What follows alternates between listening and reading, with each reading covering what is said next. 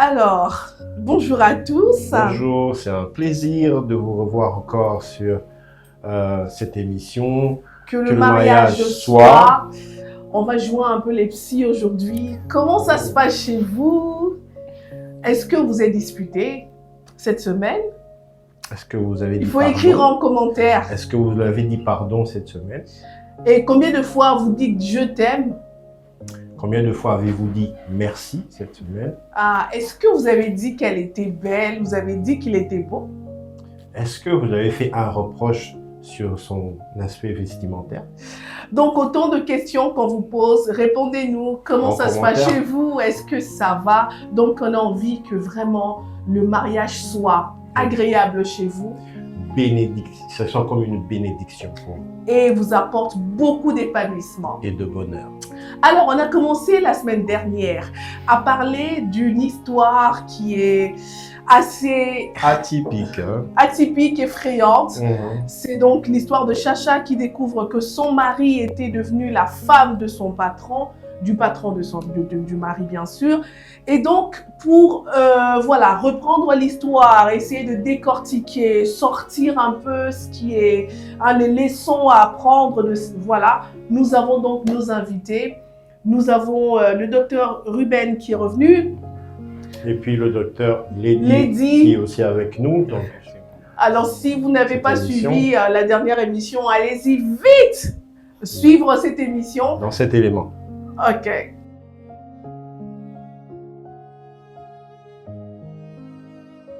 Alors, l'histoire d'aujourd'hui, c'est l'histoire de Gad et de Chacha. Gad, qui est un jeune homme d'une trentaine d'années, il subit la pression de sa société. Pourquoi tu ne te maries pas? N'est-ce pas que certains se reconnaissent? Et donc, il se dit, bon, il ne s'est jamais vraiment intéressé aux femmes depuis qu'il est né. Il s'est dit, d'accord, je vais donc aussi choisir une femme et puis me marier. Il rencontre alors Chacha à la chorale, les deux chantent à la chorale. Il rencontre Chacha, il commence une histoire amoureuse, mais ça marche, ça colle, voilà, ils forment un super bon couple et puis ils se marient. Chacha est très contente de savoir que son mari n'avait jamais connu de femme avant. N'est-ce pas que c'est le rêve de toutes les femmes? Et c'était vrai en plus. Donc les deux commencent leur histoire. Et puis, bon, première grossesse, le temps d'accoucher, Gad perd son travail. La situation donc en famille devient très très difficile. On les chasse même de la maison. Et donc, Chacha rentre chez elle. Elle n'a pas supporté vraiment les conditions avec Gad. Elle est rentrée chez elle le temps que Gad se reprenne. Et puis, paf, quelques temps après, Gad se reprend, il trouve un travail, un emploi, ça se passe très bien pour lui, il reprend sa femme et voilà que c'est le deuxième enfant qui arrive et ça se passe bien, le patron de Gad l'aime beaucoup, ils voyagent ensemble, il lui donne des cadeaux, il lui offre beaucoup de cadeaux et qui commence un petit peu à intriguer sa femme. Et un jour, Gad revient avec des sous-vêtements, ça vient du patron. Et puis, la femme lui dit, mais c'est pas évident, c'est pas possible. Pourquoi est-ce que ton patron peut te donner des sous-vêtements? Et c'est des sous-vêtements vraiment sélectionnés, vous voyez, choisis, soigneusement choisis. Donc, la femme, elle est très en colère, mais Gad lui explique, mais mon patron est juste quelqu'un de bien, il est gentil avec moi. Et d'ailleurs, c'est grâce à lui que nous avons ce travail et que nous vivons bien aujourd'hui. Les conditions donc, dans lesquelles nous vivons sont plutôt bonnes. Est-ce que tu n'es pas contente? La femme, après, se dit, voilà, ça va, donc on continue. Alors, Chacha, un jour, discute avec sa copine. Elle lui raconte que je sais que le patron de mon mari l'aime beaucoup. Il lui offre des cadeaux et tout ça. Mais seulement la copine lui dit, tu sais que c'est pas normal. Or, comment ça? S'il te plaît, je ne veux pas non plus te dire que d'être méfiante, mais je te demanderai de quand même regarder cette histoire de près. Chacha qui faisait complètement confiance en son mari se dit, bon, que j'essaye quand même de prendre son téléphone et de regarder les choses qui se passent dedans. Peut-être que je vais en avoir le cœur net. Alors, elle prend le téléphone de son mari, elle regarde dedans, elle entre dans les conversations avec son chef. Mon Dieu, c'est toute une histoire d'amour, une histoire alors sérieuse qu'elle n'a même pas avec son mari. Comment ça se fait qu'il s'appelle avec des petits noms doux, qu'il y a tout le temps des « je t'aime » dedans? Mais comment ça se passe? C'était vraiment horrible pour elle. Elle a mal réagi. L'affaire est arrivée jusqu'au niveau de la famille, au niveau de l'église. Tout le monde regarde désormais Gad comme un sorcier parce qu'ils venaient justement de l'église tous les deux. Ensuite, qu'est-ce qui se passe? C'est que le pasteur appelle Gad, il appelle Chacha. Il essaye de se renseigner, mais qu'est-ce qui se passe? L'épreuve était tellement accablante que Gad n'a pas eu autre choix que d'avouer. Effectivement, il sort avec son patron.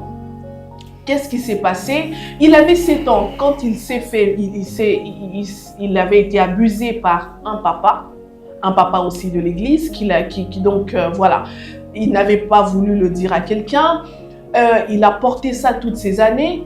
Et puis quelques années plus tard, son père décède, sa mère se retrouve dans des conditions très très difficiles. Il lui était difficile de subvenir aux besoins de la famille et Gad était en train de quitter l'école quand un autre ami vient le voir pour lui dire « Je connais un monsieur qui est bien, il est très généreux, il va beaucoup t'aider. » Et c'est ce monsieur-là, quand il va le voir, qui commence à donner de l'argent à Gad. Mais encore, il a fait de Gad sa femme. Il a commencé donc à sortir avec Gad, ou sinon, pour être un peu plus précis, à coucher avec Gad. Gad, pendant ces années-là, il n'a fait que faire ce genre de choses avec des hommes. Donc, tout au long de sa vie, jusqu'à ce qu'il entre dans sa trentaine, il n'avait jamais connu de femme, il n'avait connu que des hommes. Et ensuite, il subit la pression de la société, qui lui demande de se marier. Il épouse sa femme, mais il se rend compte qu'avec sa femme, c'est vrai que par devoir, ça se passe bien, mais il est plus attiré par son patron, il est plus attiré par des hommes. C'est avec des hommes qu'il se sent bien et ils se sent lui. Et donc, Chacha, quand elle entend ça, elle se pose des questions. Devrais-je continuer dans cette relation ou devrais-je carrément divorcer parce que ça devient compliqué? Bon, alors, nous sommes de retour après cette histoire. Alors, on en revient. Donc, vous avez vraiment suivi l'histoire de Gad et de Chacha. Chacha qui découvre que Gad, qui lui donnait l'impression d'être un saint parce qu'il n'avait jamais connu de femme avant, était en réalité tourné vers les hommes. C'est compliqué.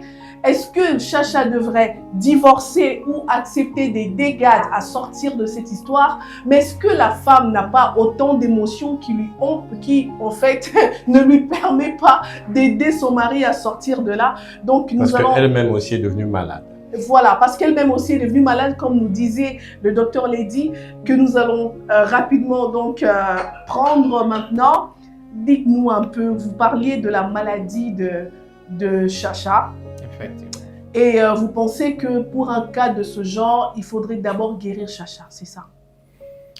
Oui, merci beaucoup Madame Roliane pour la parole et merci pour l'invitation. En fait, je le disais et je réitère que Chacha était la plus malade. Mais dire qu'il faut la guérir d'abord, c'est trop dire. Mais c'était simplement pour mentionner que pour bien prendre en charge Gad, qui doit sortir de sa situation, il faut aussi tenir compte de sa partenaire qui est Chacha, qui elle aussi est très malade. Ça veut dire si Chacha accepte vraiment que son mari puisse être bien accompagné, mieux accompagné, et bien le couple sera guéri. Ok, mais le processus de guérison ou encore la prise en charge des deux malades doit-il être fait de manière simultanée au même endroit ou bien au même moment où on doit séparer les deux malades, c'est-à-dire dans la prise en charge pour s'assurer que la guérison de chaque cas, parce qu'il y en a un qui a blessé l'autre, il y en a un qui est blessé par l'autre. Donc, est-ce que vous pensez qu'il faut séparer les patients et les suivre au cas par cas ou bien la prise en charge sera globale du couple? Ok, merci beaucoup, M. Eden. En fait, là, nous sommes devant un cas atypique d'une thérapie de couple. Une thérapie de couple se réalise avec les deux partenaires. Mais au cours ou en cours de la thérapie, il y a certaines séances qui se réalisent en duel. Ça veut dire les psychothérapeutes avec un seul partenaire pour en savoir un peu plus, puisqu'il y a certains détails qui ne se disent pas à 3 ou à 4, qui doivent être dits simplement à 2. Et au cours de la thérapie, on est à 3. Ça veut dire les psychologues et les couples, lui sait quelle est cette réalité qu'il faut révéler dans l'ensemble ou dans le groupe des 3. Puisque tout n'est pas permis à dire comme ça tout haut, à n'importe quand ou n'importe comment. Docteur, nous les enfants de Dieu, hein, on se bombe la poitrine, c'est vrai, on dit que 1 plus 1 égale 2. Est-ce que vous pensez que c'est effectif? Parce que quand on parle de 1 plus 1 égale 2, ça veut dire que... Égale 1. Égale 1. Ou égale 1. Ok. C'est juste la mathématique. Donc 1 plus 1 égale 1. Ça veut dire qu'il y a Gad et Chacha qui doivent faire une personne. Une seule chair. Maintenant, vous, quand vous faites la thérapie de couple, vous dites qu'il faut prendre le mari et prendre la femme. Est-ce que ça signifie que le 1 plus 1 qu'on cherche là, ou sinon qu'on clame, est difficilement trouvable? Est-ce que c'est facile de trouver un couple qui fasse réellement 1 dans la manière de penser, dans la manière d'agir, dans les secrets, c'est-à-dire qu'on peut tout dire quand l'un et l'autre... Et même dans la maladie. On peut tout dire quand l'autre est là et il va comprendre. Dites-nous, est-ce que les couples atteignent ce niveau-là de complicité et d'unité? Merci beaucoup, Madame Rolien, pour la question. En fait, le 1 plus 1 égale 1, c'est l'idéal. Ok. C'est l'idéal visé pour tous les couples, pour en tout cas toute union. Mais il faut savoir que chacun est venu d'un côté différent de l'autre, où ils sont appelés à se faire des concessions pour amener cette unité-là. Et en tout cas, il n'en disconvient pas que l'on prenne chacun en aparté pour discuter un peu de certaines choses. Mais sachant que cette discussion en aparté, c'est juste pour bien ramener ces 1 plus 1 égale 1. Okay. Donc ça ne doit pas se faire de manière brutale ou de manière sporadique ou spontanée, mais il y a toujours des étapes à faire. Mais sachant que ces résultats ou cette somme de 1 à la fin est vraiment l'objectif, est vraiment l'idéal à atteindre, et ça ne doit pas se faire de n'importe quelle manière, sinon on peut tout chambouler et repartir à zéro. Docteur Ruben, qu'est-ce que vous en dites? Est-ce que les couples, qu'est-ce que les jeunes disent? Ils pensent que les couples atteignent aussi ce niveau d'unité où on estime que l'unité vraiment réellement, où on pense que c'est de l'utopie. Atteindre le niveau de l'unité, c'est l'idéal, comme Dr Lydie l'a dit. Mais même dans la Bible, on dit que l'homme quittera son père et sa mère et s'attachera à sa femme et les deux deviendront. Ça veut dire que c'est un processus. Ils ne sont pas un, mais ils deviendront un. Mais à quel moment ils commencent à devenir? C'est ça le non. Ils deviendront, c'est le futur simple. C'est un futur continuel en fait. Ça veut dire que chaque jour, nous faisons c'est pas simple. Non, c'est pas simple, dans mais le après, contexte, dans le contexte, c'est un futur continuel. Ça veut dire que chaque jour, parce que l'homme est changeant en fait. La femme que j'ai épousée hier n'est pas celle, même dans votre cas, je ne pense pas que Mme Rolien est la même il y a 5 ans. En tout cas, est-ce qu'elle est pareille? Mais non, il y a certaines choses qu'elle a eu à modifier en bien, peut-être. Oui. Et vous êtes adapté à cela. En tout cas, je pense que grandir, c'est un changement. Et c'est un changement naturel. Je crois qu'il faut s'adapter à chaque changement dans le couple, puisqu'on ne régresse pas. On continue à prendre de l'âge et les changements sont des faits naturels qu'il faut accepter. C'est la seule constante qu'il faut accepter, sinon on arrête d'exister. Un peu dans ce sens-là, ça veut dire que le 1 là n'est pas obtenu directement, c'est un 1 que nous sommes en train de former chaque jour. En adaptation. Mais est-ce qu'on est prêt? Est-ce que les jeunes sont prêts à avoir des couples fusionnels? Est-ce que c'est même l'idéal des jeunes? Où ils se disent, enfin, dites-nous un peu ce que pensent les jeunes. les jeunes par rapport à cela sont aussi focus sur ce qu'ils voient en fait, à quoi ils sont exposés. Par exemple, aujourd'hui, lorsque vous allez dans la jeunesse chrétienne, si vous leur demandez leur modèle de couple, ils vous diront Attends, c'est beau, Pourquoi? Parce qu'ils voient cette fusion, cette façon de collaborer. Vous voyez un peu? Quand vous allez peut-être dans la jeunesse mondaine, vous allez peut-être certains diront que c'est pour taire certains non, mais vous voyez que l'idéal dépend de ce à quoi ils sont exposés. Ouais. La jeunesse ne s'adapte ou ne veut que ce qu'elle voit et ce qui lui intéresse d'une manière ou d'une autre. Ce à quoi nous sommes exposés nous influence d'une manière ou d'une autre. Et vous pensez que cette jeunesse, comme elle est exposée à certains modèles, certains leaders, deviendront exactement l'image de ces modèles qu'ils admirent? Ce qui est bien, c'est qu'ils ont déjà un modèle. Ça, c'est le bon côté de la chose. Mais devenir le modèle, c'est un travail.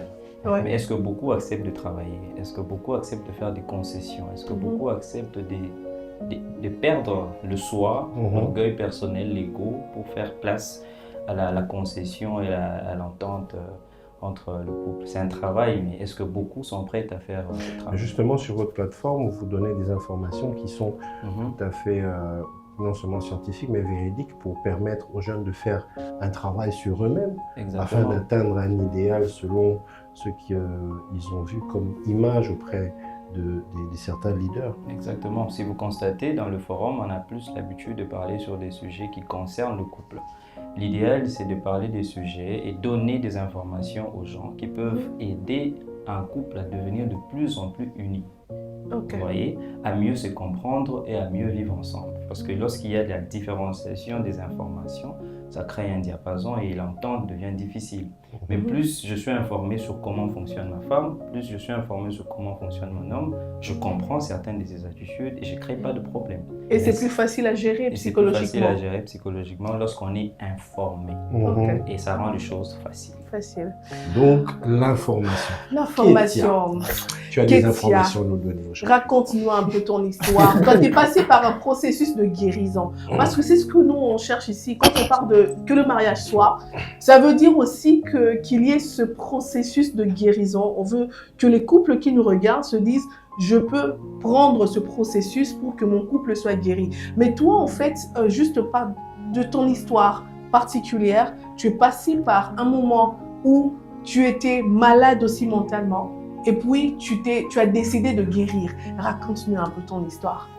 Eh bien, merci beaucoup, Roliane. Eh bien, mon histoire, en fait, c'est que je suis née depuis malade, en fait.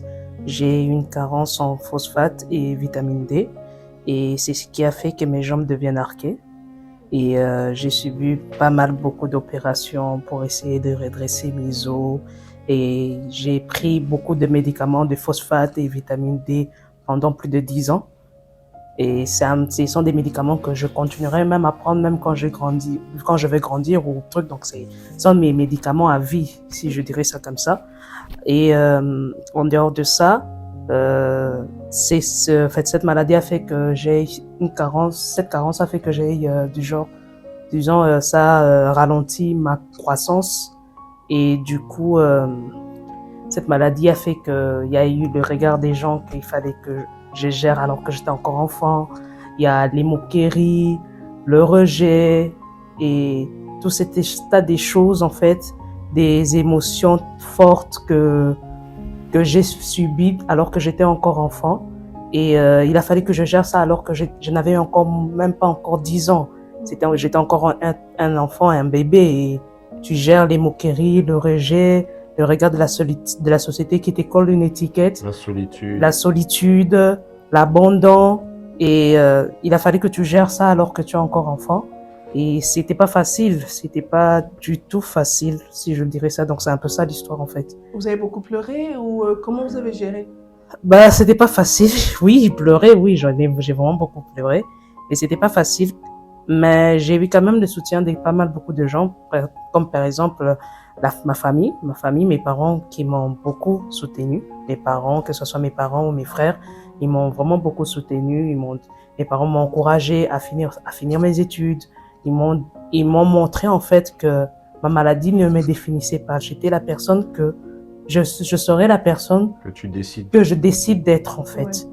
Alors du coup, ils m'ont vraiment encouragé à finir mes études, vraiment à avoir des rêves et de me créer un avenir en fait. Et de Et de réaliser aussi mes rêves. Et en dehors de ça, j'ai quand même rencontré quand même pas mal beaucoup de personnes qui m'ont aidé malgré qu'il y avait quand même certains qui... Il y avait des gens qui étaient gentils. Oui, il y a des gens qui étaient gentils et il y avait des gens qui étaient méchants. Mais en fait, tout ça, en fait, mais le soutien familial, c'était ça vraiment le plus important. Le soutien familial et aussi la foi en Dieu et tout ça. La foi en Dieu, très Alors, important. Alors, vous avez raconté qu'il y avait des gens qui se moquaient de vous. Est-ce que ça a été facile pour toi? Aujourd'hui, tu es libre, en fait, de dire que tu es malade et que tu acceptes ta maladie. Mais est-ce que ça a été facile pour toi de l'avouer? C'est vrai que ça se voit, mais de l'avouer, de le dire toi-même et de l'affirmer, de l'accepter et puis d'avancer. Non, non, ça n'a pas été facile. C'est tout un travail, en fait. L'acceptation de soi, c'est vraiment un travail. Il faut trouver, en fait, un univers que tu dois te créer. Et genre, moi, je me suis créé une sorte d'univers que j'ai essayé de créer pour essayer de m'en sortir. C'est vrai que c'est pas facile de s'accepter. S'accepter, c'est très difficile. Mais après, à la fin, faut se créer d'abord un objectif. Tu veux t'en sortir, ok, mais pourquoi tu veux t'en sortir? Donc, tu vois un peu, donc il y a un peu de ça et tout. Et en plus, si tu décides de t'en sortir, il faut trouver un moyen de s'en sortir. Tu dois créer quelque chose qui va te pousser à t'en sortir. Moi, par exemple, depuis que je suis enfant, j'écris. J'ai commencé à écrire alors que j'avais encore moins de 12 ans. J'écrivais des citations et des proverbes. Et au début, quand j'ai commencé mes citations et mes proverbes, c'était vraiment des pensées négatives, vraiment, hein, la douleur, le rejet, les sentiments vraiment négatifs. Mais après, au fil de temps, à force de d'écrire, je me suis rendu compte, en fait, que mes écrits et même ma pensée commençaient à changer, en fait. Je pouvais commencer une pensée de manière négative, mais après, ça termine par une solution ou un soutien, oui, genre quelque chose de positif à la fin. Donc l'écriture, pour moi, ça m'a permis de me libérer. Ça m'a permis, en fait, de dire réellement ce que je vivais, en fait. Parce que j'avais du mal à en parler. Quand on vit par certaines choses, il y a certaines choses qui nous arrivent, en fait, quand on vit. En fait, parfois, on a du mal à en parler parce qu'on s'est dit, si tu en parles, est-ce que les gens vont te comprendre? Est-ce que les gens vont comprendre ce que tu dis? Alors, du coup, tu as cette carapace que tu te mets et du coup, tu ne ressens pas le besoin d'en parler. Mais par contre, moi, je me suis créé, en fait, un univers où j'écrivais, où je disais réellement, je faisais sortir tout ce que je disais et tout. Et c'est comme ça que moi, j'ai commencé à guérir, à force d'écrire et faire sortir tout ce que je ressentais. Donc, est-ce qu'aujourd'hui, si les gens, par exemple, te regardent et tu sens qu'il y a un regard de jugement, il y en a toujours, bien sûr. oui. Et comment tu réagis? Ça te fait quoi? Aujourd'hui, c'est différent, en fait. Aujourd'hui, je me suis mis à la tête qu'en fait, que ce que les gens disent de moi ne m'importe peu. Ok. Donc, je sais déjà qui je suis. Donc, comme je connais déjà mon identité, l'identité que les autres me donnent, ça m'importe un peu aujourd'hui. Par contre, alors qu'avant, c'était difficile de se dire, en fait, quand quelqu'un te collait une étiquette, ben, c'était très difficile, ça faisait mal. Okay. C'était très difficile d'en parler, en fait. Mais aujourd'hui, c'est différent. Quelqu'un peut venir et me dire quelque chose, ça ne me fait rien du tout. Parce que je sais qui je suis aujourd'hui. Bravo. Est-ce qu'on peut applaudir? Bravo. Bravo. Magnifique. Bravo à toi. Alors, on est fiers de toi. bienvenue. On aimerait savoir, toi, qu'enfant de Dieu et encadreur des jeunes, l'acceptation de soi, ce que disait notre sœur Kétia tout à l'heure. Qu'est-ce que les jeunes pensent de cette histoire d'acceptation de soi par rapport au fait qu'ils ont vécu certaines choses dans l'enfance et ils sont en train de grandir avec ces réalités, surtout que beaucoup de jeunes ont été abusés dans leur enfance. Qu'est-ce qu'ils disent eux-mêmes de leur identité? Est-ce que ces abus ont influencé leur identité au point de changer leur façon de voir la vie et l'avenir? Est-ce que ces jeunes se sont réfugiés justement à l'église à cause de ça? Dites-nous un peu plus sur ça. Ok, merci beaucoup Papa Eden pour la parole et merci encore pour votre invitation. Et merci également Maman Roliane. En fait, l'acceptation de soi, c'est créer une confiance en soi. C'est vraiment une affaire pas facile Pas facile en tout cas pour la jeunesse aujourd'hui. Et vous saviez, pour que l'être humain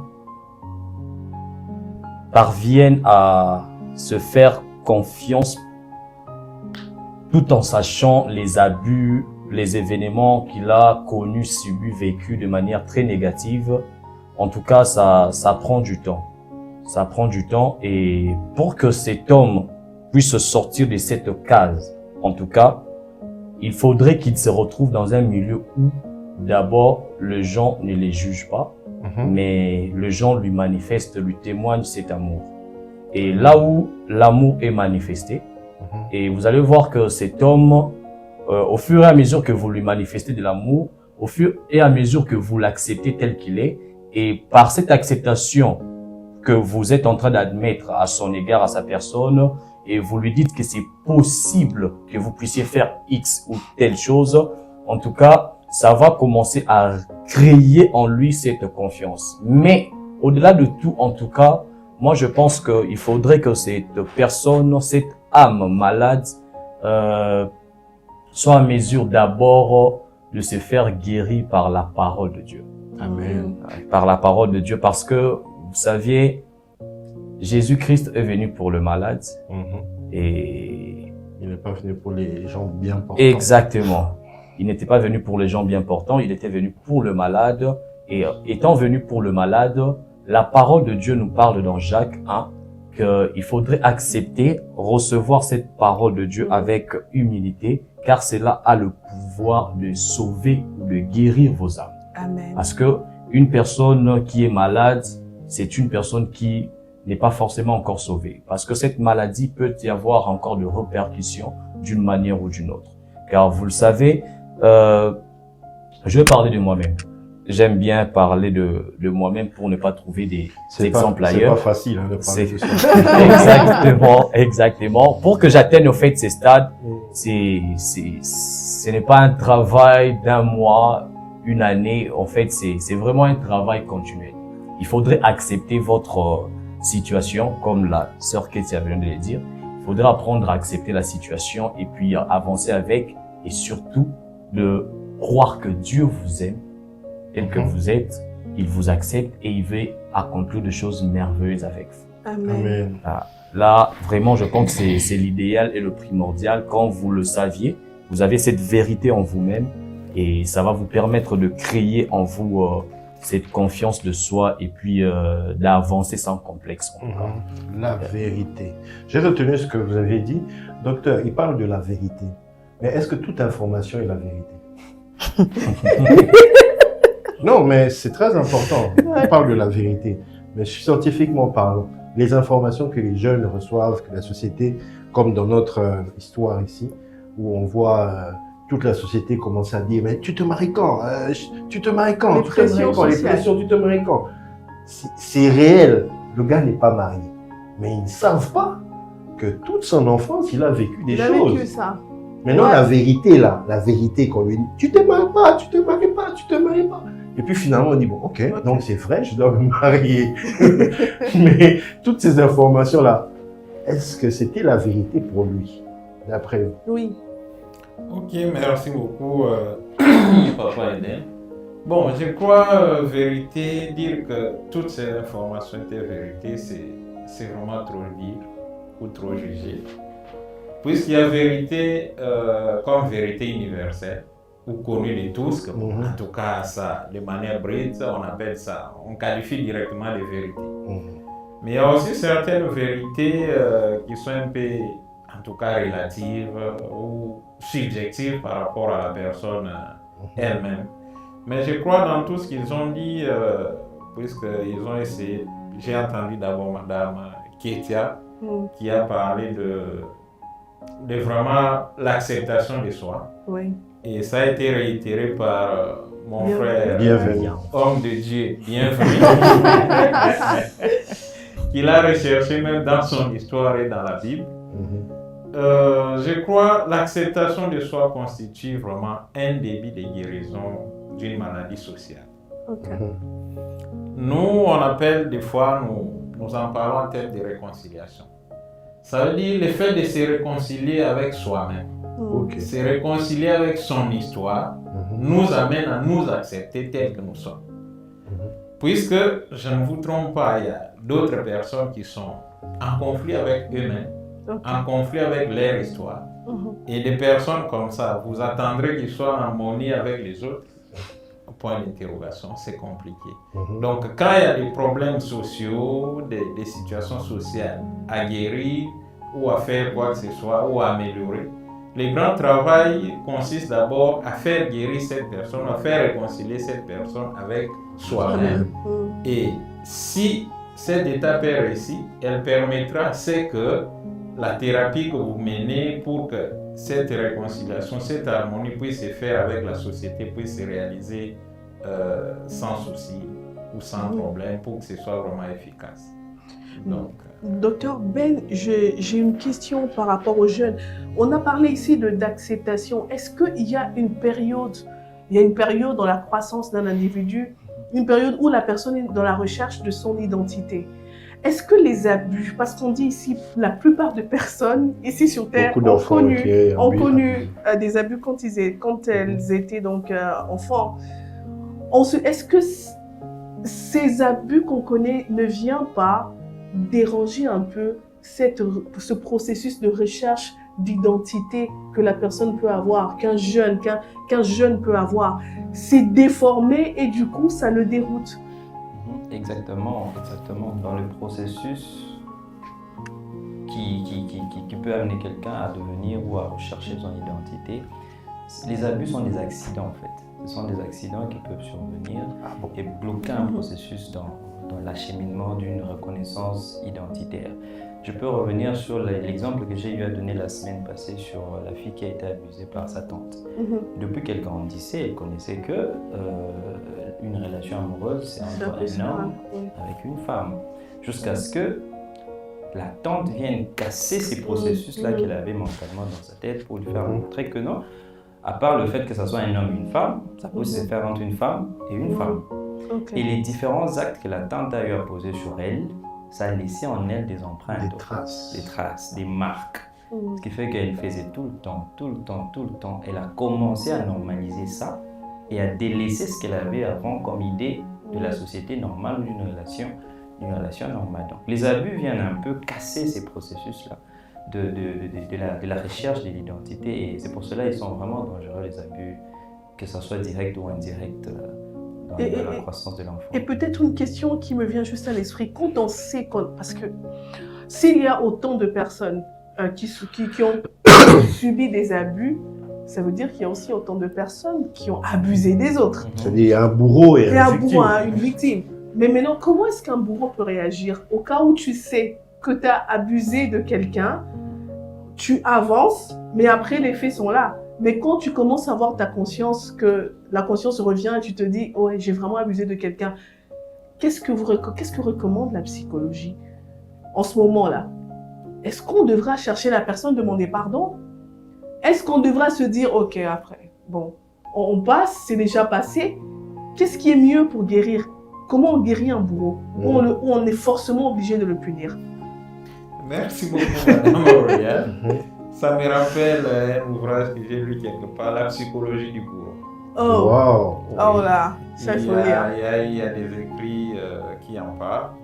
Lorsqu'un bourreau prend conscience que j'ai abusé de quelqu'un, en tout cas, c'est un bourreau qui commence à guérir, qui est une étape importante de sa guérison. Mais un bourreau, lorsqu'il commet son forfait, généralement, il s'en passe de la norme, de la réalité, donc de la réalité abusée de l'autre ou le mal que l'on fait à l'autre. Il est dans son monde, lui, le plus important pour lui, c'est d'assouvir son besoin. Qu'il en veut, en tout cas, il s'en passe de toutes les normes, de toutes les censures qu'il y a. Des fois, punir, oui, puisqu'on s'est dit, punir, c'est une coercition et qu'on sort, mais est-ce que cette punition guérit réellement? Point d'interrogation. Mais la meilleure guérison à faire ou la meilleure correction à apporter à un bourreau, c'est l'amener à prendre conscience que l'acte posé a été un abus pour l'autre et qu'il prenne conscience que En tout cas, je ne dois plus répéter cet acte et voilà. Donc c'est vraiment un travail psychologique à faire, amener la personne à prendre conscience que ce que je viens de commettre a été un forfait pour l'autre et que ça ne doit plus continuer. Est-ce que cette prise de conscience, docteur Lévy, amène-t-elle dans la vie de celui qui a été détruit par cet abus une réparation concrète? Le bourreau est conscient. Ok, c'était mal. Ensuite, c'est quoi la prochaine étape? Oui, quelle est la prochaine étape dans le processus de guérison pour celui qui a été abusé? Parce qu'il peut le rencontrer dans la rue et se mettre à courir, ne sachant pas que l'autre a déjà changé. C'est comme l'apartheid. Hier, l'apartheid faisait que les Noirs et les Blancs ne se mettaient pas ensemble. Mais aujourd'hui, vous pouvez voir en Afrique du Sud des Noirs et des Blancs qui jouent au football ensemble, ils boivent des verres ensemble, ils peuvent même se marier. Et quel est le processus de guérison ou votre méthode de guérison que vous pouvez faire qui partirait du bourreau à la victime pour que quand il se voit en route, malgré ce qui s'est passé, que voilà, il soit libre de ne plus être sous cette pression. C'est emprise, hein. Ok, merci beaucoup, monsieur Eden. Bon, nous, on aime les merci, mais on n'est pas obligé, hein. Sinon, on prend là qu'on vous a briefé, quoi. Non, mais vous savez, cette reconnaissance fait quand même du bien, créer l'harmonie dans la communication. Merci. Ce que vous venez d'évoquer, en fait, là, il s'agit d'une guérison quand on veut guérir les problèmes ou la situation. Ça veut dire qu'on tient compte des deux parties qui ont été acteurs dans la situation. Dans le sens où ce que j'avais dit avant, c'était la psychologie du bourreau. Mais lorsqu'on veut mener une psychologie, par exemple, d'un habit, ça veut dire qu'on cherche à réparer ou à guérir les problèmes ou les forfaits qui a été commis. Et bien, on fait le travail des deux parties. Alors, pour que l'harmonie soit créée entre les deux parties, en tout cas, il faut qu'il y ait ce rétablissement de la communication. C'est-à-dire les confronter. Bon, pas les confrontations, mais quand même, c'est le rétablissement d'une communication qui puisse être vraiment horizontale. Relationnelle, que la communication, voilà, qu'elle devienne horizontale. Puisque quand le bourreau a commis son forfait, en fait, il a gâché, il a coupé un pont. Le pont qui était vraiment horizontal, ça a été cassé. Maintenant, pour réparer, il faut que les deux côtés se rendent compte que, en tout cas, la hache de guerre a été enterrée. Cette fois-là, nous repartons sur les bonnes bases, les bases qui soient authentiques, et voilà. Donc, le pardon suffit? Dans ce que vous avez dit tantôt, il faut que le bourreau arrive à demander un pardon sincère. Est-ce que ça suffit? Un pardon sincère à la victime. Oui. En tout cas, la victime qui se rend compte que ce pardon m'est demandé est vraiment sincère. En tout cas, ça répare tout. Ces pardons ne voudraient pas dire que c'est des simples paroles qui peuvent se prononcer. Mais tous les processus de réparation qui peuvent se suivre fait partie de ce que j'appelle pardon. Un dédommagement. Dédommagement, paiement de ceci ou de cela, si nécessaire. Et puis les mots, n'oubliez pas la force de la parole. En tout cas, peut faire mots pleurer la victime. Voilà, ont une force vraiment énorme. Et surtout lorsqu'on fait un débriefing de la situation ou de l'acte qui s'était passé et que les deux parties se reconnaissent vraiment authentiques dans ce qui s'est dit, ça crée ou ça donne cette force quand même à la parole qui va se prononcer ou qui sera prononcée par le bourreau et qui sera reçue de l'autre côté. Bienvenue. Si on repartait, si aujourd'hui la personne qui a abusé de toi dans le passé venait vers toi demander pardon, comment tu réagirais? Ok. Personnellement, comme je l'ai dit dans le numéro de la semaine passée, que moi j'ai déjà été guéri. En tout cas, j'ai été vraiment guéri de cet abus. Et si je rencontrais la personne et que la personne de son côté, et le bourreau en tout cas, reconnaissait et qu'elle venait me demander pardon, sans aucun problème, je vais la pardonner. Sans aucun problème. Pourquoi? Parce que je me suis laissé transformer par l'amour de Dieu. Vous savez, il y a deux choses aujourd'hui. Si nous, les êtres humains, nous les mettions en pratique, en tout cas, vous verrez que le monde sera transformé. Il y aurait un changement radical qu'on verra dans la vie de plusieurs personnes. Il s'agit de l'amour et du pardon. Lorsque Jésus-Christ est venu, il nous a enseigné, il nous a prêché sur l'amour. Pourquoi? Parce que l'amour est capable de tout réparer, de guérir. Quand vous manifestez de l'amour, et cela fera en sorte que même les actions qui pouvaient être commises plus tard en votre défaveur, c'est-à-dire que quelqu'un pensait vous venger, puisque vous manifestez de l'amour envers cette personne, vous lui témoignez de l'amour, de l'affection, de la considération en tout cas sincère. Je pense que l'être humain qui reçoit un amour véritable et sincère serait en tout cas incapable de faire du mal. Pourquoi? Parce que cet amour lui mettra dans un terrain de confiance, de sûreté, et puis il se dira, bon, ici je trouve que je suis sincèrement aimé et j'aurai du mal à trahir l'autre ou à abuser, à faire quelque chose de négatif. Mais seulement, sauf si le diable prenait possession de votre cœur. Au fait, moi je pense que plusieurs personnes aujourd'hui ne savent pas être sincères avec eux-mêmes. Cette manière d'être auto-guéri, comme le psychologue, le docteur était en train de le dire, il faudrait amener les patients d'abord à se réconcilier avec lui-même. Quand vous saviez vous réconcilier avec vous-même, je pense que s'il faudrait se réconcilier avec l'autre, vous aurez la facilité de le faire. Est-ce que ça va pas te faire un ouf de soulagement, un petit peu comme pour dire « Ah, enfin, il a reconnu. Moi, je pensais que... Est-ce que ça fait pas ça un peu? Est-ce que c'est... Je sais pas qui... Je pense que toute personne qui, d'une manière ou d'une autre... avait été blessée. Voilà, Ouais. qui a été abusé, à qui on a commis un forfait en tout cas. Si le bourreau reconnaissait son erreur, Ouais. en tout cas, je pense que il serait content de dire, ah, au moins, Ouais, il a reconnu. Ouais.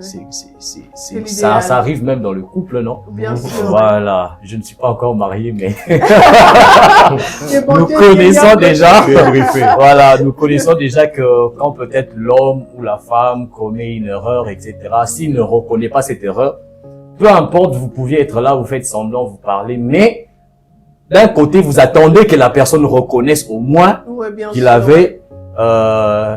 il avait commis cette erreur, en fait. Le reproche que vous lui avez fait, que la personne a admis, et puis voilà, il reconnaît, et ça fera juste un soulagement de ouf pour dire car voilà, enfin. Je pense que cette sincérité entre nous-mêmes serait... moi, je pense que ça serait la chose idéale qui manque dans beaucoup de gens, en tout cas, pour que nous puissions guérir plusieurs problèmes d'abus ou de maladies que nous connaissions. J'ai une question pour toi, serviteur bienvenu.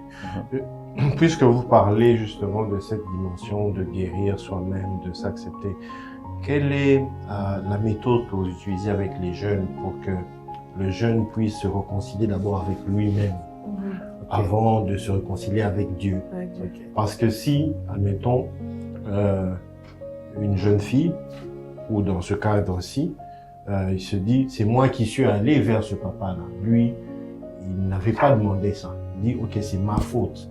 J'accepte cette condition, et puis bon, je ferme les yeux. De toute façon, il y a, comme disait le docteur, une gratification qui aide à couvrir les besoins de la maison, mais c'est ma faute. Donc, la personne se sent comme, qui dirait, responsable, coupable. Il y a une sorte de culpabilité qui règne à l'intérieur, et cette culpabilité est restée là longtemps. Et puis, cette personne qui est jeune vient à l'église.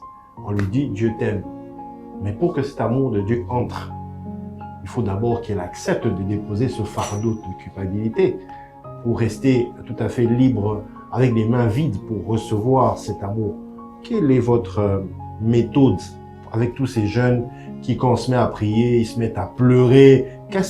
Comment vous faites pour vous rassurer qu'ils ont déposé le fardeau de la culpabilité pour recevoir l'amour de Dieu afin de subir par cet amour un leadership transformationnel? Ok, merci beaucoup pour la question.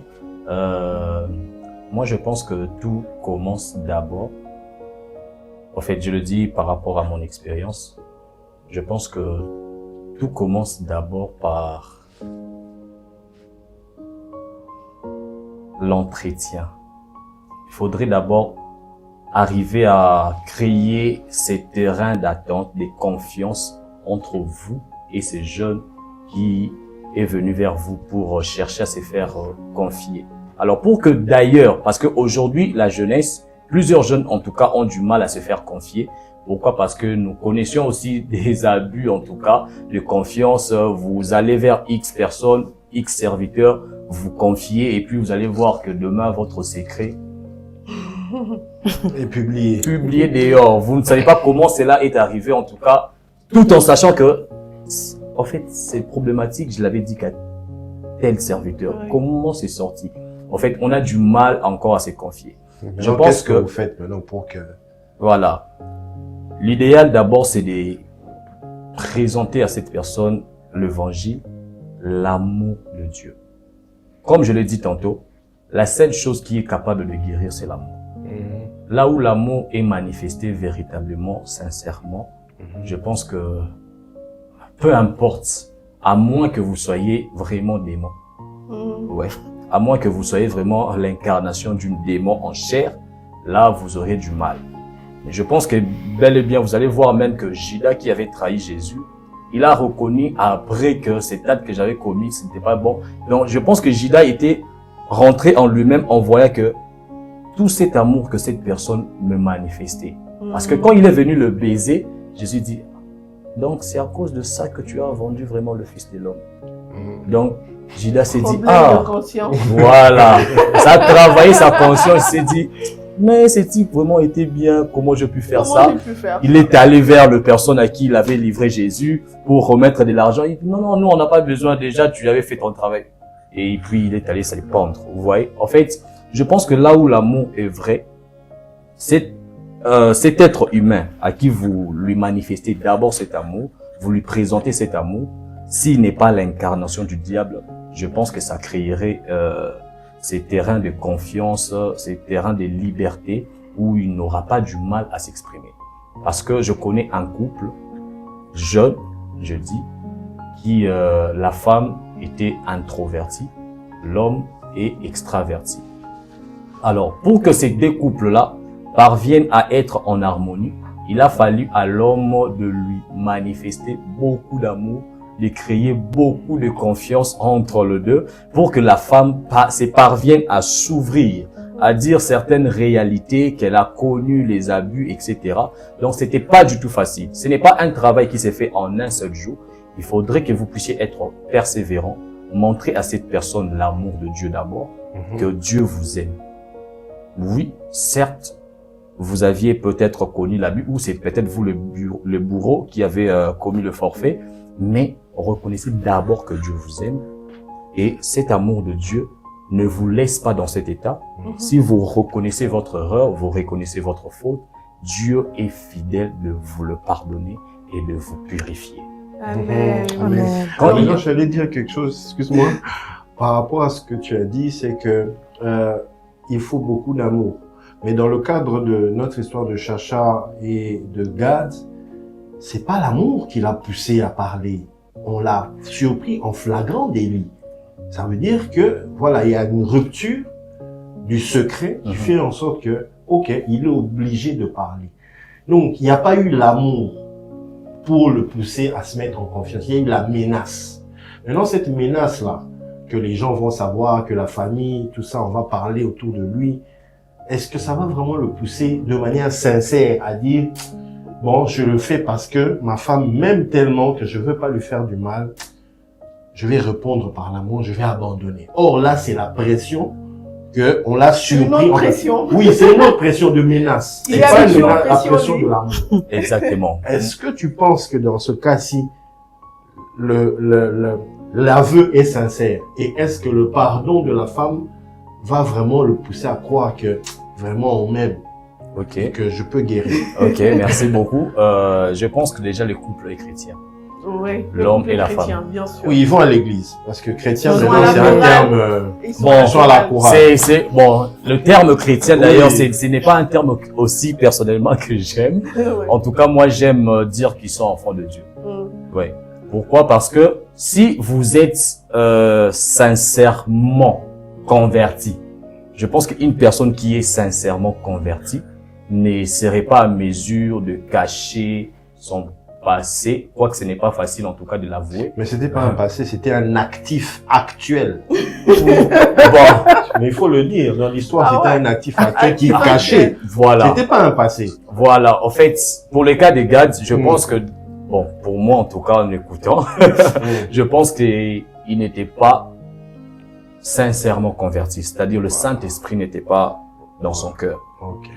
Donc, au niveau de son cœur, il n'avait pas vraiment totalement ouvert le cœur pour recevoir cette parole de Dieu, afin qu'il puisse se repentir, reconnaître que cet acte-là était mauvais, pour chercher sa guérison, pour chercher à ce qu'il puisse s'acquitter de cette vie-là. Alors, puisqu'il Mais n'était est-ce pas... que- franchement, je suis d'accord avec toi, mais est-ce que c'est comme ça que les médecins voient les choses? C'est ça. Est-ce que le Saint-Esprit peut aider? C'est-à-dire, chez vous, il faut le Saint-Esprit plus quelque chose pour arriver à quitter l'état de Il faut l'homosexualité. trois médicaments, un le matin, un le midi, un le soir. Parce qu'après, il faudrait qu'on arrive à concilier, enfin, il faudrait qu'on arrive à mettre ensemble la spiritualité et la médecine, sûrement pour Exact. aider effectivement les personnes qui traversent ces situations. Oui, bon, je sais que le Docteur Ben va me compléter. Mais je crois faut pas que voir la contrainte qui s'est passée pour que Gad arrive à avouer. Faut pas voir les noirs partout. Ok. Mais je crois qu'il y a eu une dose d'amour aussi Ok. quelque part pour que Gad arrive à reconnaître sa situation avec son patron. Puisque si vous voyez, s'il n'y avait pas amour, il pouvait aussi continuer à nier ou mentir ou ne pas accepter la chose. Mais comme il y avait ce degré ou cette dose d'amour, même si elle n'est pas trop grande, elle n'est pas trop Une perceptible, petite goutte. mais il y avait quand même une goutte d'amour et voilà, qui a fait qu'il puisse vraiment s'avouer ou faire ses aveux et voilà. Donc, autrement aussi dit, je crois que vous avez dit, les faits étaient encore là. Oui, actuel. Tout était encore actuel. Puisque, Mais caché. vous savez, oui, caché, dissimulé, c'est Bien sûr. c'est tout à fait normal. Si vous remontez un peu l'histoire, apparemment, comme on l'avait dit dans l'émission passée, le contexte apparemment n'a pas changé du tout. Puisque c'est son patron. C'est son patron, c'est un peu, si vous comparez à l'histoire d'enfance, son bourreau là était aussi Voilà. gratificateur. Gratificateur, ouais. Donc, si vous faites les parallélismes, c'est comme si on demeurait dans la même Dans la situation. même situation. Mais Oui, ce qui il a n'a pas changé avancé. maintenant, c'est simplement le fait qu'il a contracté Contracté. un Un mariage mariage, ouais. qui est là.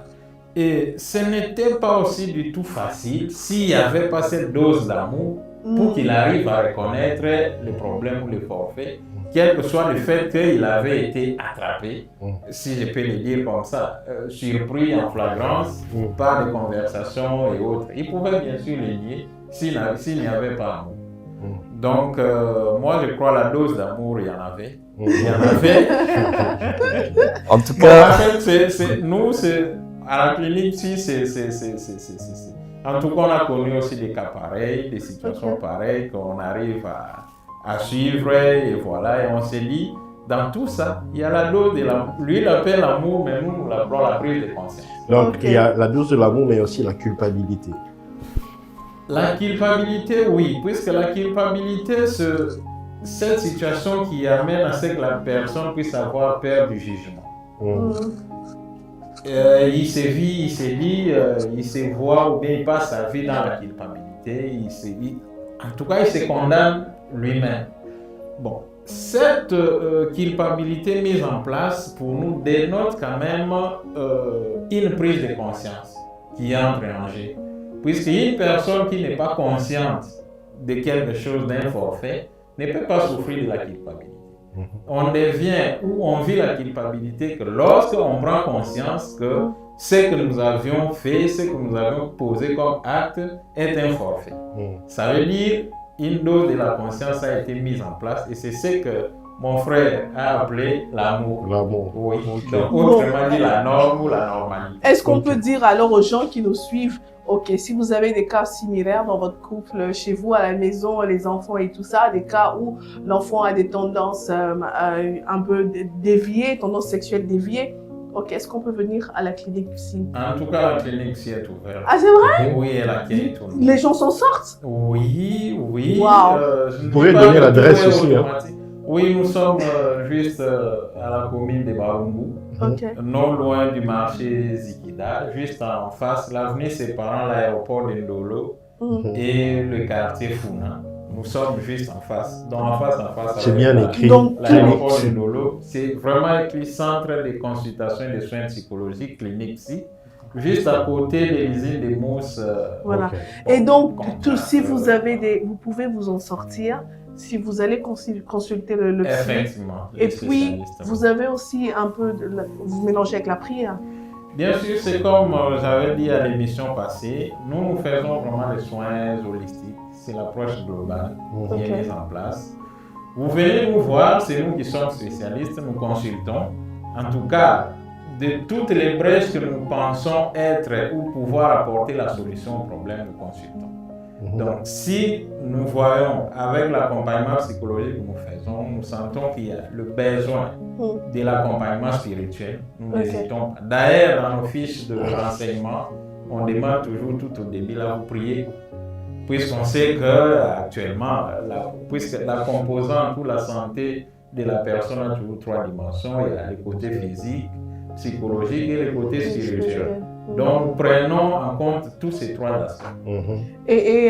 Docteur Ben. Donc, ça veut dire que si vous avez ce genre de cas, ne divorcez pas encore. En tout cas, ne soyez pas. Si vraiment votre amour de couple est encore là, que Ne divorcez pas, faites-vous aider. N'allez pas vite au divorce. En tout cas, Ça, c'est une bonne consultez les nouvelle, ça. Mhm. Ça, c'est une bonne nouvelle. Docteur Ben. Ruben. Moi, j'aimerais un peu plus revenir sur ce que le serviteur bienvenu a eu à dire lorsqu'il revient sur le fait que si Gad a eu à faire cela, douter de sa nature chrétienne, douter du fait qu'il est enfant de Dieu et dire qu'il n'est pas rempli du Saint-Esprit et qu'il, s'il était, il n'allait pas le faire. Mais si je peux déposer un peu la casquette médicale, si on revient à la Bible ne dit pas que le Saint-Esprit vous fera arrêter le péché. Non. Il dit qu'il vous fera Il convaincre. vous convaincre Ok. du Alors, péché. lorsque je te convainc, c'est pour que tu C'est prennes pour la la décision décision d'arrêter. Donc, Gad, c'est pas qu'il n'écoutait pas Dieu. C'est pas qu'il n'écoutait pas. C'est pas comme s'il n'avait rien en lui qui lui reprochait de ce mal qu'il faisait pendant toutes ces années. Sa faute, c'est de n'avoir pas écouté le Saint-Esprit, d'avoir fait confiance en Dieu qui peut aider sa famille à survivre sans l'argent du patron. Dieu peut l'aider à vivre sans l'argent du patron. C'est la confiance qu'il a manqué en Dieu et le fait qu'il n'obéisse pas à la voix de Dieu. Le Saint-Esprit ne te pousse pas à arrêter un péché et puis il te dit arrête, non. Il te convainc. Quand tu es convaincu du péché, c'est ta décision personnelle. Soyez remplis de l'esprit et vous n'accomplirez pas. C'est vous qui n'allez pas accomplir. C'est pas Dieu qui va accomplir votre place. C'est votre décision en fait. C'est la C'est la conviction qui proposition de devient Dieu. remplie, qui pousse maintenant la personne à décider à ne Vous pas décidez. accomplir. C'est pour ça que moi je dis dans cette affaire que Gad est responsable en fait. Pas totalement. Bien sûr qu'il a vécu des méfaits pendant son enfance, il a grandi avec la société, les finances, ça ne marchait pas, mais il avait le choix. Il avait le choix. On a toujours le choix. Oui, il On avait a le le choix. choix. C'est pas comme s'il était obligé d'accepter d'aller avec ces messieurs. Mais après, mais c'est quoi? Quand Paris, maintenant qu'il arrête, c'est-à-dire qu'il dit non au patron parce qu'il doit sauver son couple, il dit non au travail, non à l'argent. Et s'il avait dit non avant, il n'allait pas étudier. Donc, c'est-à-dire que pour lui, il n'a vu que les Qu'est-ce avantages. qui vous fait dire qu'il n'allait pas étudier? C'est ça la question. Ouais. Pourquoi vous croyez qu'il n'allait pas étudier? Non, c'est lui qui C'est a son cru. histoire. Oui, c'est lui qui Pourquoi il a a cru? C'est son Pourquoi il a cru? histoire. Mais parce Mais que je parce que crois les que... faits sont réels pour lui. Oui, peut-être que la réalité qu'il a vécue Ouais. ne l'a pas poussé à regarder à la vérité Oui. de la parole de Dieu C'est ça, le qui, problème. en fait, lui donnait l'espoir en un lendemain meilleur, au-delà des réalités difficiles. Parce que tu prends une autre personne, tu lui mets dans le même cas que Gad, il Il prendra des Il n'agirait pas de la même manière. C'est-à-dire qu'on a le choix, c'est ça aussi l'autre message qu'on lance à tous ceux qui nous regardent. Vous avez le choix, vous n'êtes pas obligé de faire certaines choses sous pression sociale, de faire certaines choses parce que les gens vous ont mis une contrainte ou non parce que vous n'avez pas de moyens et que vous êtes obligé de le faire. Vous n'êtes pas obligé, vous avez le choix. Et si une porte se ferme, trouvez une autre porte qui s'ouvrira seulement et certainement. Et la foi que Dieu donne la grâce à tout le monde, il fait pleuvoir sur tout le monde et c'est cette pluie-là en fait à laquelle vous devez espérer parce que Dieu ne laissera pas ses enfants et ses créatures demeurer dans les ténèbres. C'est pourquoi il a même envoyé Jésus afin que quiconque croit en lui ne périsse point mais qu'il ait la vie éternelle. Il me semble qu'on n'a même pas encore fini cette émission. Il y a tellement de choses à dire, il y a des choses à relever, mais on est obligé d'arrêter ici parce que voilà, on a consommé les minutes de la régie. Merci à tous ceux qui nous ont suivis. Alors, avant quand même qu'on puisse partir, peut-être tu as quelque chose à rajouter par rapport à, je sais pas, est-ce que tu as une parole d'encouragement à l'endroit d'une jeune fille qui aussi se sent... Vous voyez, il a l'impression que son avenir s'arrête à cause d'une situation, d'un fait, à cause d'une maladie, à cause de... Et qui ne sait, et qui a l'impression qu'elle ne sait pas avancer. Bah oui, il y a une phrase que j'aime toujours dire, c'est que toutes les étapes de notre vie valent la peine d'être vécues. Que ce soit les bons, tout comme les mauvais. Toutes les étapes de notre vie valent la peine d'être vécues. Mais lorsque tu vis lorsque tu vis des moments difficiles, que ces moments difficiles ne te définissent pas. Tire la leçon que tu dois apprendre et trouve-toi une porte de sortie. Et tu t'en sortiras. Moi, c'est ce que j'ai fait. Est-ce que tu racontes dans ton livre les histoires rencontrées? Oui, les histoires rencontrées à raconter. Je raconte l'expérience que j'ai vécue. Elle était douloureuse, mais j'ai trouvé ma porte de sortie. Écrire ces livres, c'est une sorte de... En fait, on peut dire une porte de sortie pour moi, si je dirais ça comme ça.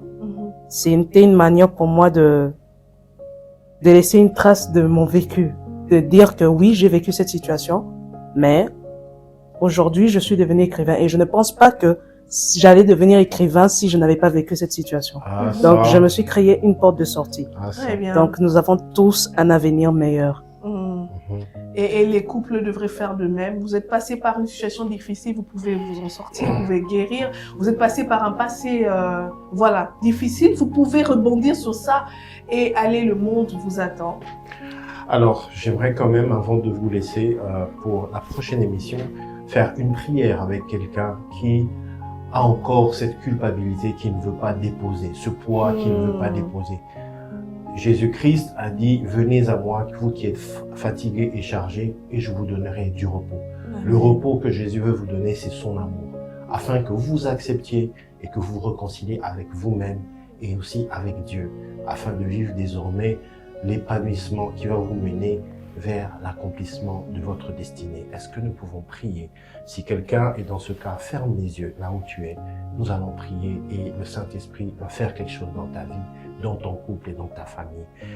Père éternel, je te bénis, je te rends grâce pour mon frère, ma sœur, pour le couple qui me suit, pour cette famille qui a été déchirée, pour ces personnes qui ont été abusées dans leur enfance, dont le poids de la culpabilité, le poids des secrets, le poids des méfaits, des déchirures, des blessures, les ont écrasés toutes ces années. Père, je demande à ce que tu puisses intervenir maintenant. Maintenant qu'ils ont reconnu qu'ils ne peuvent plus porter cela, je viens avec mes frères et mes sœurs déposer cela à tes pieds. Déposer ces fardeaux qui étaient tellement lourds et qui avaient modifié le comportement, les attitudes, les habitudes de beaucoup. Seigneur, viens maintenant avec ton amour, guérir tous ceux qui ont eu le cœur brisé. Emmène, ô Dieu, la consolation. Je sais que tu es le Père de toute consolation. Console les cœurs. Guéris tous ceux qui ont eu l'âme meurtrie et qui ont été transformés de manière négative. Que le Saint-Esprit, qui est non seulement l'Esprit consolateur, vienne régénérer, vienne restaurer l'âme de quelqu'un maintenant, d'une personne qui croit dans le salut en Jésus-Christ. Viens maintenant donner la vie et la vie en abondance, et que la guérison soit totale dans l'âme, dans l'esprit et dans le corps, et même que les comportements puissent être changés pour la seule gloire de ton nom. Seigneur, que les familles qui étaient brisées puissent se réconcilier, Amen. que les couples qui étaient séparés, brisés à cause d'une blessure, à cause d'un comportement déviant, à cause de certains scandales, puissent, Seigneur, être restaurés, et que le calme, la tranquillité, la restauration, l'entente puissent être rétablis dans les couples. Seigneur, bénis, Seigneur, les couples, bénis mon frère, bénis ma sœur, et désormais prends-les en charge, qu'ils tiennent ta main et marchent désormais par la foi, car tu as un plan de paix et de bonheur pour eux. Dans le nom puissant de Jésus-Christ, nous avons ainsi prié. Amen. Amen. Bye bye. Bye bye, à la prochaine. Que le mariage soit